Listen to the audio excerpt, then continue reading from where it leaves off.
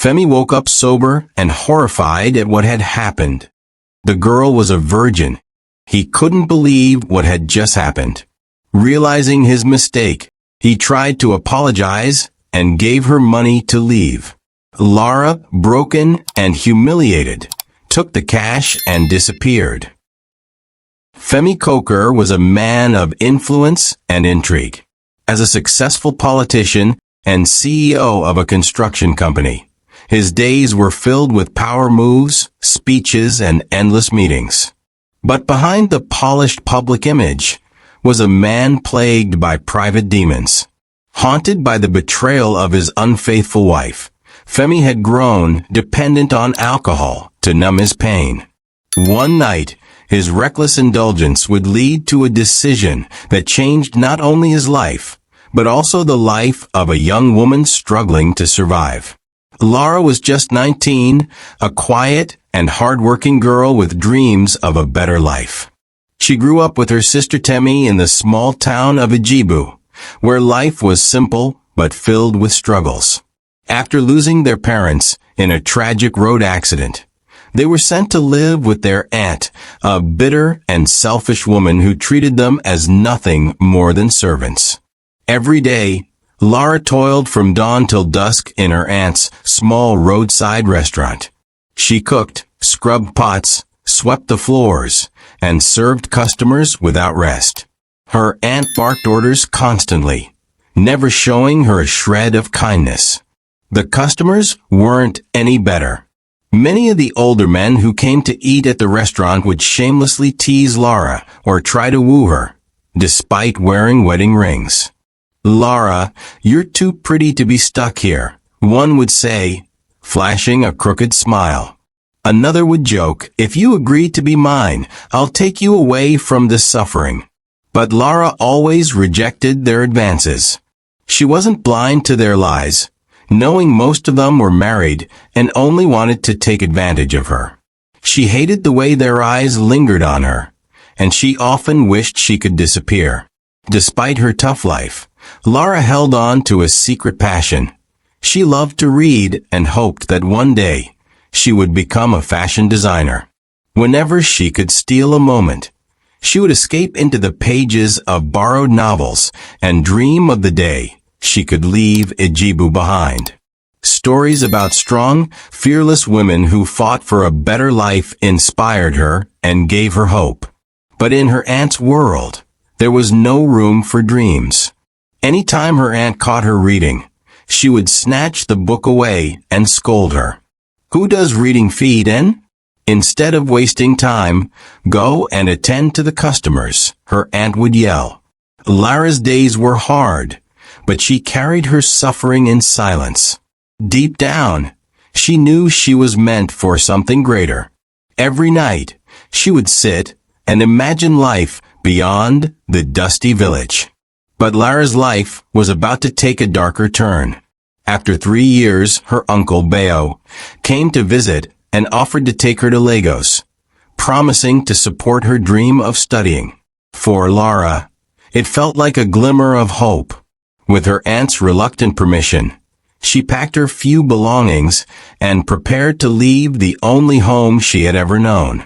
On the day of her departure, she said goodbye to Daniel, her childhood friend who had always been her quiet protector. The hardest farewell was to her little sister, Temi, who couldn't stop crying. Lara hugged her tightly and promised, "I'll come back to get you once I've settled in Lagos." As the bus sped toward Lagos, Lara's heart was a mix of excitement and fear. She prayed for her sister's safety and hoped her aunt wouldn't treat Temi badly in her absence. Filled with uncertainty, but determined to build a better future, Lara clung to the hope that Lagos would bring her the opportunity she had always dreamed of. But Lagos was nothing like Lara had imagined. The towering buildings, endless traffic, and bustling streets overwhelmed her. Everything felt so different from the quiet simplicity of Igbo. At first, Uncle Beo appeared kind and generous, showering her with compliments and promises of a brighter future. He told her she would go to school, live in a nice house, and never have to worry about her aunt's harsh treatment again. Lara believed him, until the day his true intentions became clear. One evening, Beo bought her a dress, if it could even be called that. It was tight, short, and left little to the imagination. When he handed it to her, she looked at him with confusion. "Uncle, why would I wear this? It doesn't even cover me properly," she said, clutching the dress against her chest. "It's for a job opportunity," Beo replied with a sly smile. "Just wear it. Don't question me." Reluctantly, Lara put on the dress. She felt exposed and uncomfortable, but Beo brushed off her complaints, telling her she looked perfect. He then took her to a luxurious apartment in Victoria Island, the kind of place she had only seen in magazines. The man who opened the door was older, in his late 60s, with graying hair and a sly smile that made her skin crawl. "Ah, Beo, you've outdone yourself," the man said, his eyes scanning Lara like she was merchandise on display. "She's beautiful." Lara's heart sank. Something felt wrong, but she didn't fully understand what was happening. Beo and the man exchanged pleasantries, and she was led inside. The apartment was lavish, with marble floors and expensive furniture, but it didn't make her feel safe.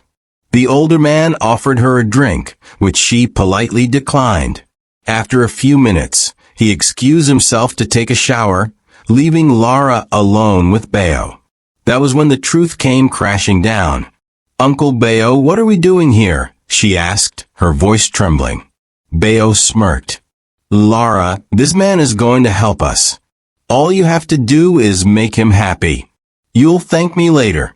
Lara froze, the weight of his words sinking in. "Make him happy?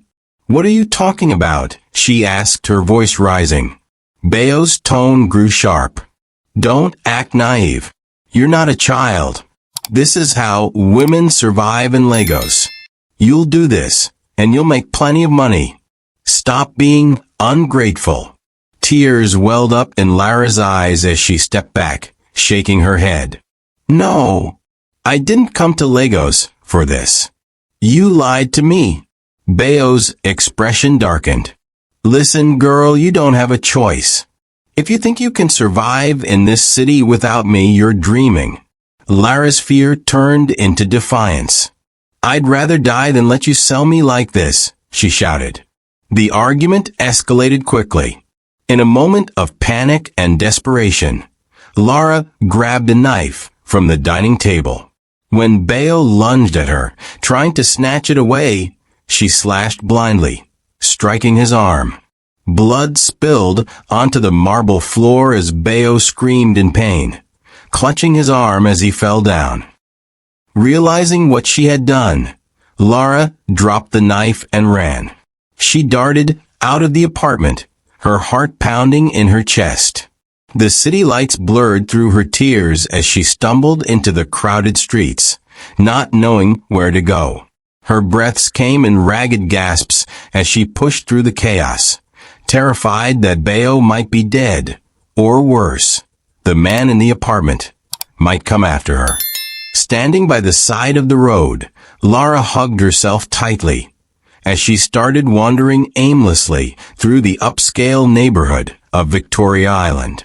The bright lights of Lagos, once enchanting, now felt cold and distant. Darkness crept in, and with it came the realization that she had no money, no friends, and nowhere to turn. Tears streamed down her face. Having never been to Lagos before, she felt lost and frightened. The thought of spending the night on the streets made her heart race, but she promised herself she would find a way to survive until morning. By dawn, she planned to leave this chaotic city and return to her village, no matter what. As she walked, she spotted a grand, beautifully lit hotel that seemed like it belonged in a movie. Its glass doors sparkled under the streetlights, and the well-dressed people passing in and out made it look like another world entirely. Lara hesitated at first, but desperation pushed her forward. Perhaps, she thought, if she offered to wash dishes or help clean, they might let her rest in the kitchen for the night. It wasn't much, but it was better than being out in the cold. Mustered by courage she barely felt, Lara walked past the stern-looking security guards and stepped into the grand reception hall. Her mismatched shoes squeaked against the polished marble floors. The air smelled of expensive perfume and fresh flowers, making her painfully aware of how out of place she looked. Her heart pounded as she wondered if she'd be thrown out. Before she could speak, a man in a sharp black suit approached her. His smile was brief but confident as he said, "Ah, you're here. We've been expecting you. What took you so long?" Lara froze. Expecting her? She glanced behind her to see if he was talking to someone else, but no one was there. The man handed her a key card and added, "Room 52. Enjoy your stay."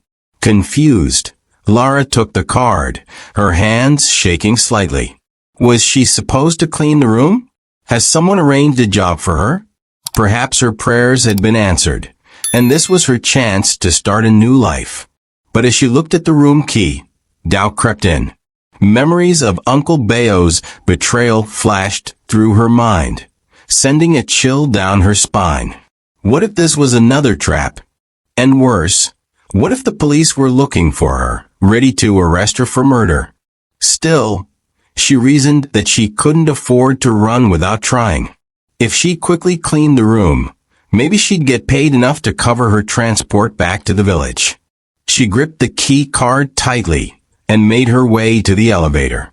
Each step felt heavier than the last, but she told herself it was her only option. Meanwhile, Femi Coker sat in room 52, his world spinning from too much alcohol. The wealthy politician had spent the evening drowning his sorrows after yet another fight with his estranged ex-wife. Slumped on the plush armchair, he stared at the empty bottles scattered across the table. The night was supposed to end differently. He had made arrangements for company to lift his mood, but she was late. When the knock came at the door, Femi stumbled to his feet, his shirt unbuttoned and his tie hanging loose. He yanked the door open, expecting to see the person he had been waiting for. Instead, his bloodshot eyes landed on Lara, standing there nervously in the tight dress Uncle Bayo had forced her to wear earlier. "There you are," he slurred, leaning against the doorframe. "What took you so long?" Before Lara could say a word, Femi pulled her inside and shut the door. His drunken state left him blind to her confusion and fear. To him, she was just another girl sent to entertain him. "Come here," he muttered, his grip firm as he led her toward the bed. "Sir, I think there's been a mistake," Lara tried to explain, her voice shaky. But Femi didn't listen. His mind was clouded, and he mistook her protests for shyness. Lara struggled, her body stiffening as panic gripped her. She thought about running, screaming for help, but she was trapped. The door was locked, and he was much stronger than her. In that moment, all of Lara's fears came crashing down. But as the stranger pulled Lara closer, she felt good inside of her, as she surrendered herself to him. Femi, unaware of the nightmare he was creating for her, continued. When it was over, Femi slumped back onto the bed, muttering incoherently. Lara sat on the edge of the room, shaking. Her mind raced with questions and regrets. How had her life come to this? And how would she ever escape this nightmare? The next morning, Femi woke up sober and horrified at what had happened. The girl was a virgin. He couldn't believe what had just happened. Realizing his mistake, he tried to apologize and gave her money to leave. Lara, broken and humiliated, took the cash and disappeared. She returned to Igbo, carrying the weight of her trauma in silence. Life in the village resumed, But Lara no longer the same. She avoided everyone, even Daniel, who still looked at her with kindness.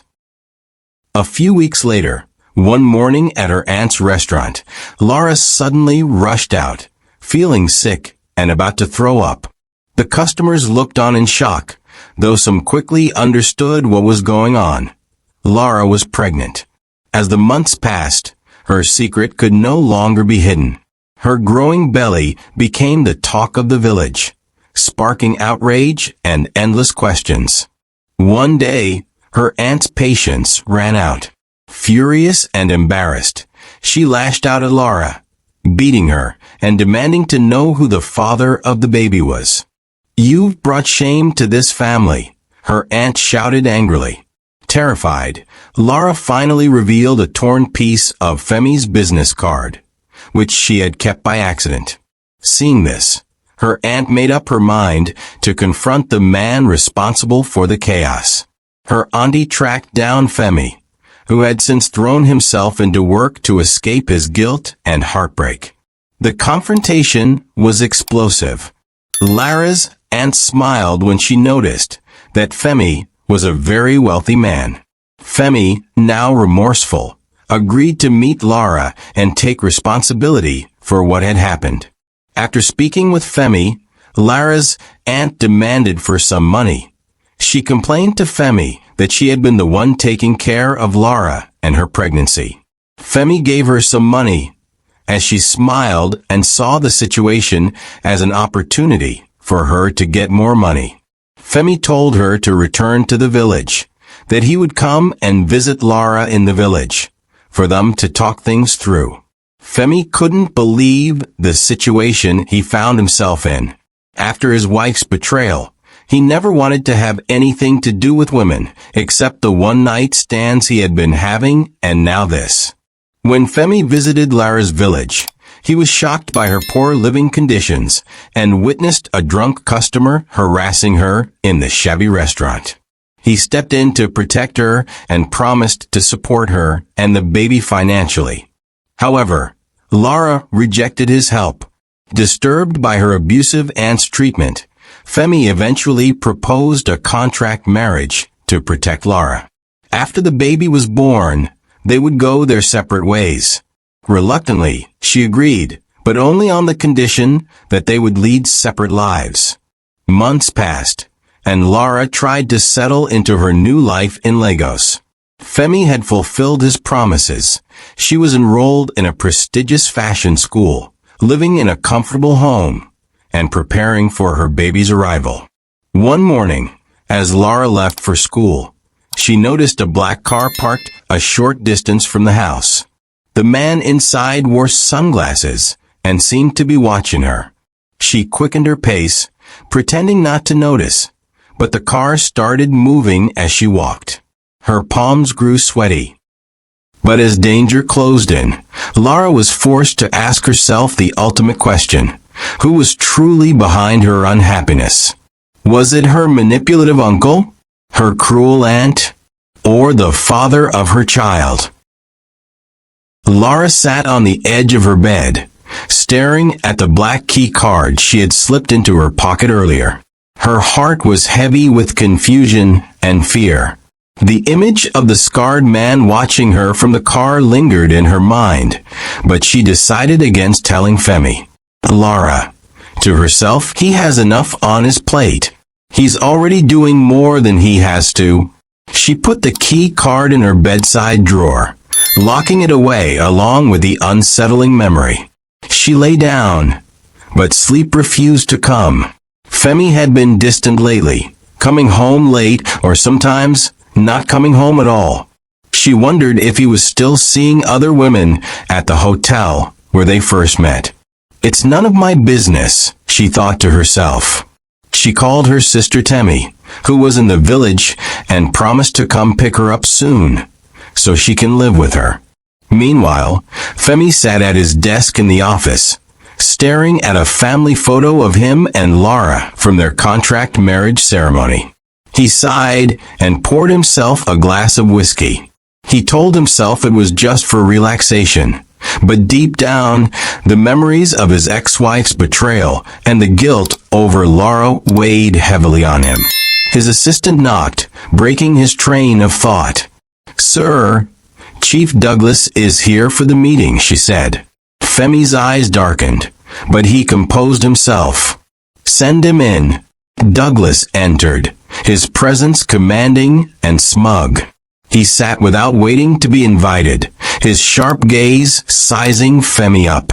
"Ah, Femi, you've been avoiding me," Chief Douglas said.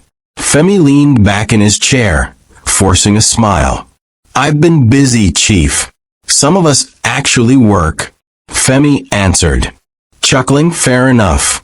But we need to settle some unresolved matters," Chief Douglas said.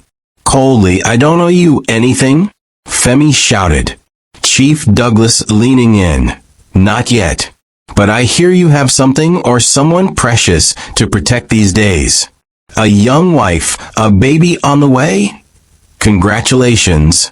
Femi's face hardened. He realized the veiled threat, but refused to let it show. "Femi, stay away from my family, Douglas." Douglas smirked. "Family, huh? Well, Lagos is unpredictable. It would be a shame if anything. Unexpected things happened." He stood. "Take care, Femi, and keep an eye on your wife. She might attract attention you don't want." Femi clenched his fists under the desk, his anger boiling. As Douglas left, Femi's mind raced with questions. How did Douglas know about Lara? And what game was he playing? Meanwhile, Lara tried to settle into her routine, but the unease from the man following her hadn't gone away. She buried herself in her sewing projects from fashion school, trying to distract herself. But as she worked, she thought she saw a shadow pass by the window.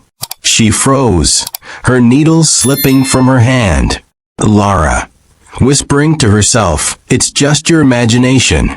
Stop overthinking." She got up and checked the window, but there was no one there. She locked all the doors and windows, but her heart wouldn't stop racing. Meanwhile, a black car idled a few houses away. Inside, the scarred man lit a cigarette, watching the faint light coming from Lara's window. He spoke into a phone. "She's alone. No security. What's the next move?" A gruff voice on the other end replied. "Not yet.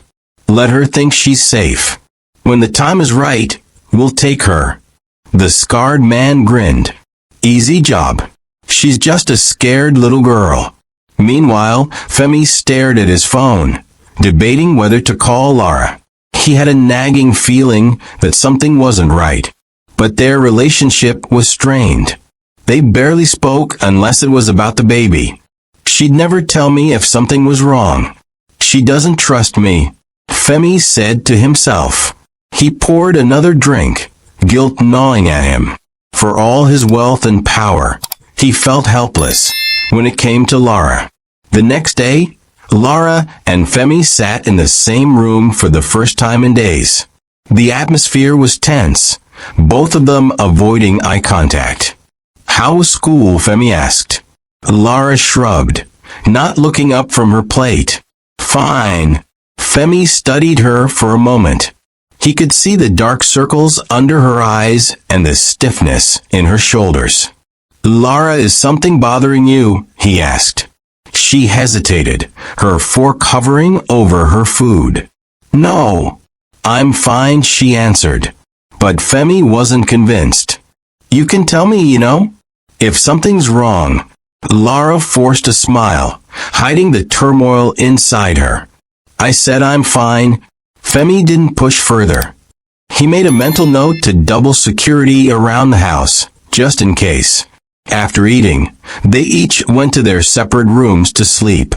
A few hours later, Lara began having a nightmare about her Uncle Bayo, who had fallen to the ground after the incident with the knife.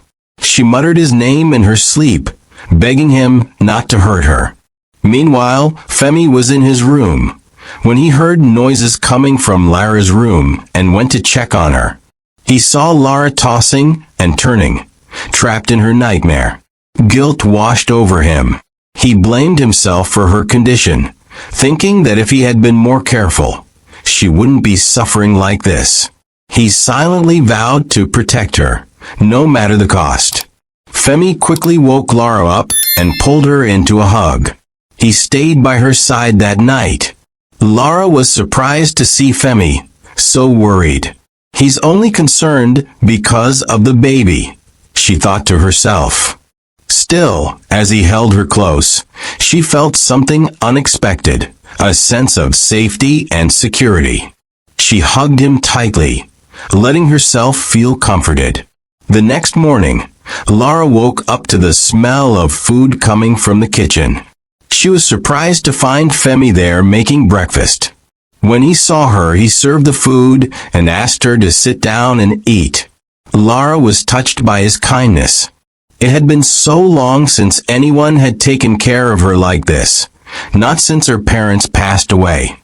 As soon as she sat down to eat, though, she rushed to the bathroom to throw up.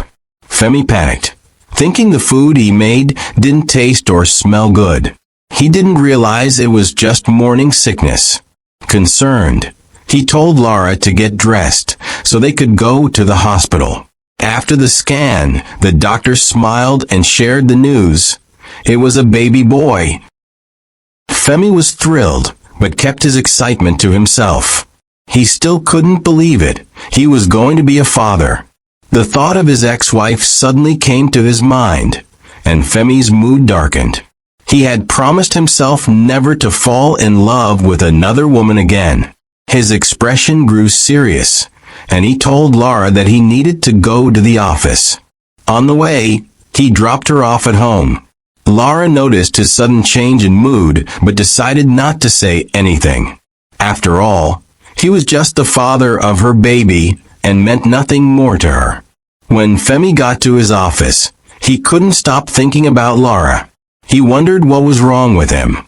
He had sworn not to get involved with another woman after his ex-wife's betrayal. He had even promised Lara that once the baby was born, they would go their separate ways. Later that day, his ex-wife, Victoria, walked into his office. Femi was furious. He wondered who had let her in. She smiled and tried to get close to him, but Femi shouted at her to leave and told her he never wanted to see her again. Victoria was stunned by his reaction. Femi had never resisted her before, even after she cheated on him with his friend. What has changed? Could it be because of this new woman? I'll find a way to get him back, she thought to herself. Meanwhile, Lara woke to the sound of her phone buzzing. She picked up her phone. It was a text from an unknown number. "You can't hide forever, Lara." Her blood ran cold. She stared at the message, her hands shaking. Who was this? How did they know her name? She deleted the message and put the phone down, but her mind was spinning. The fear she had been trying to suppress bubbled to the surface. Meanwhile, after his ex-wife left, Femi sat at his desk, reviewing contracts, but his mind was elsewhere. Every attempt to focus was drowned out by thoughts of Lara. His finger tapped impatiently against his phone and finally, he gave in. He dialed her number, but the call didn't connect. He tried again. Still no answer. A knot tightened in his chest as Chief Douglas's warning echoed in his mind. She's not picking up? Why isn't she picking up? Femi muttered to himself. Panic set in. Without hesitation, Femi grabbed his car keys and stormed out of his office. His assistant barely had time to step aside as he marched past. His employees exchanged confused glances as they watched their normally composed boss hurry out, his face lined with worry. The sudden sound of the front door slamming open made Lara jump. She spun around to see Femi standing in the doorway, his face filled with panic. His eyes scanned the room as he stepped inside, his voice loud and frantic.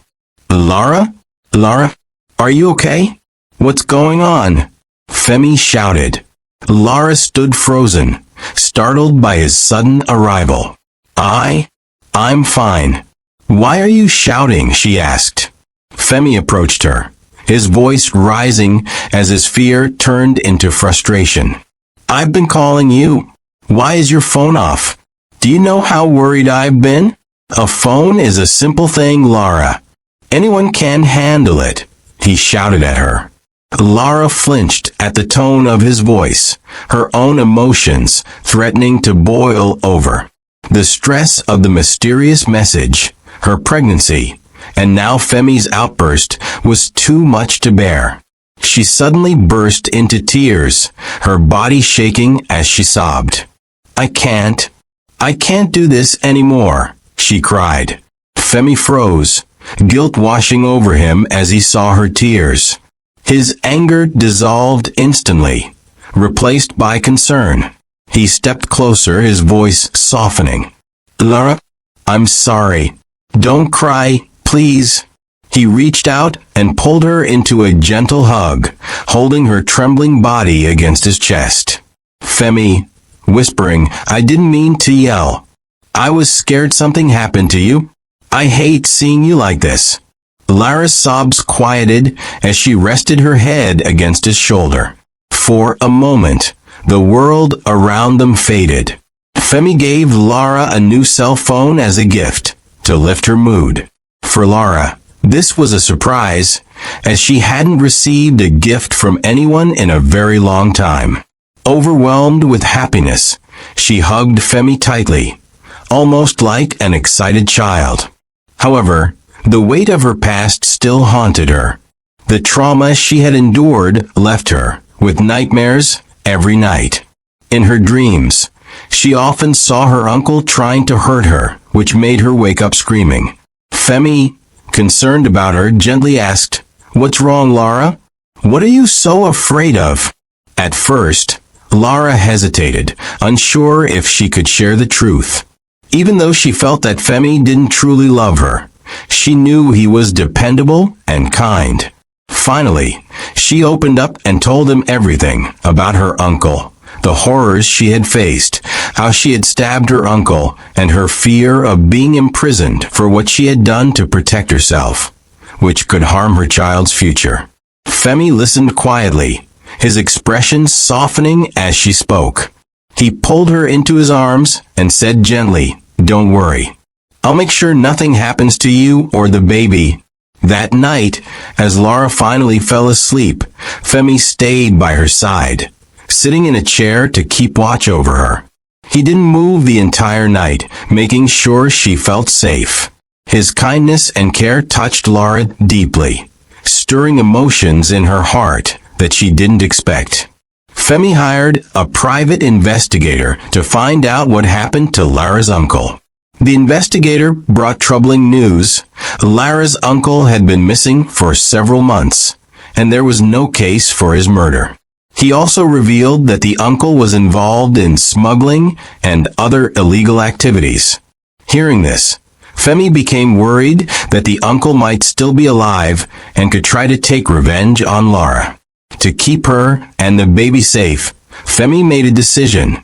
He would start working from home so he could always be there to protect her. Meanwhile, Chief Douglas sat with Bayo, Lara's uncle. The two men shared a bottle of expensive whiskey. Your niece is tougher than she looks, Chief Douglas said. Bayo laughed bitterly. She's stubborn, but she'll crack. They all do, Bayo replied. Douglas smirked. Femi's distracted. If we play this right, we can hit him where it hurts most, his pride. And the girl? Well, she's just collateral. The two men clinked their glasses, their sinister plan taking shape.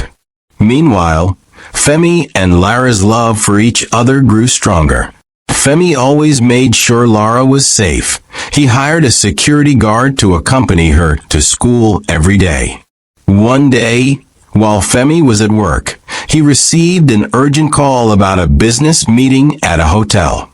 Before heading there, he called Lara to let her know about the meeting. Lara offered to come with him, but Femi refused, saying he didn't want her to stress herself. He promised to return home as soon as the meeting ended.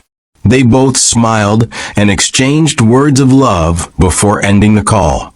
Later that evening, Lara waited for hours, but Femi didn't come back. She tried calling him, but he wasn't answering. Then, she received a text message from him saying she should meet him at the hotel, that he had a surprise for her. He sent her the room number and told her to take a taxi instead of bothering the security guard. But what Lara didn't know was that it was all part of a plan. Excited and a little curious, Lara got dressed and went to the hotel. When she opened the door to the room, her heart dropped. Femi was lying on the bed, fast asleep, and there was another woman beside him. Empty bottles of alcohol were scattered all over the room. Lara froze in shock. She couldn't believe what she was seeing. Memories of how she first met Femi came flooding back, how he had mistaken her for a prostitute. She had thought he had changed, but this made her question everything. As she walked out of the room, another woman approached her. She was stunningly beautiful and carried herself with confidence. "I'm Femi's ex-wife," she said with a smirk. Lara stood speechless as the woman continued. "This is why I left him. He sleeps around and gets women pregnant, just like he did with you. Do you really think he loves you? Femi will never get over his love for me. You're just another one of his conquests," she said. The words hit Lara like a punch. She was left speechless, tears welling up in her eyes as she turned and ran out of the hotel. She rushed home, her heart completely shattered. She couldn't believe Femi had betrayed her like this. Determined that she couldn't stay any longer, she began packing her belongings, tears streaming down her face. But as she entered her bedroom, a cold chill ran through her. Something felt wrong. She could sense that someone else was in the house.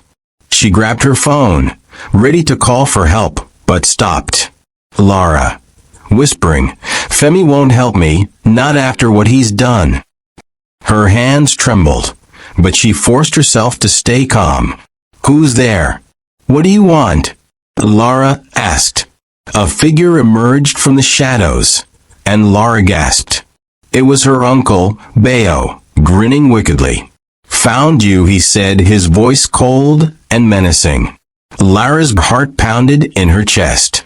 "What are you doing here? Stay away from me," Lara shouted. Bayo's smirk widened as he leaned closer. "You're coming with me, Lara. If you try anything funny, I'll go straight for your sister, Temi. Do you understand?" Lara froze at the mention of her sister.